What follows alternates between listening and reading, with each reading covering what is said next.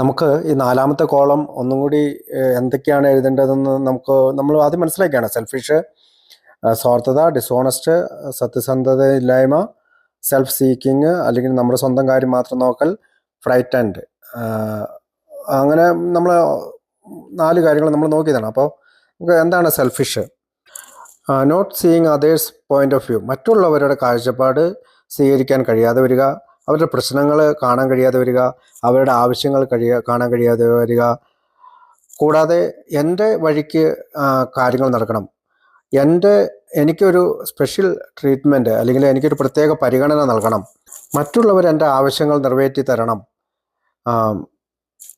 മറ്റുള്ളവരുടെ എല്ലാം എനിക്ക് വേണം, മറ്റുള്ളവരെ ഞാൻ നിയന്ത്രിക്കും, ഞാൻ നല്ലതാണ്, ഞാൻ മിടുക്കനാണ്, മറ്റുള്ളവരെ അസൂയയോടുകൂടി കാണുക,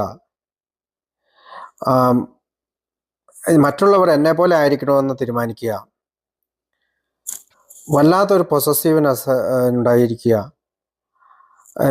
എനിക്ക് ആവശ്യമുള്ളതിനേക്കാൾ കൂടുതൽ ഷെയർ എനിക്കുണ്ടാകണം, wanting more than my share, എനിക്ക് കിട്ടാവുന്നതിനേക്കാൾ കൂടുതൽ ഷെയർ എനിക്ക് കിട്ടണം.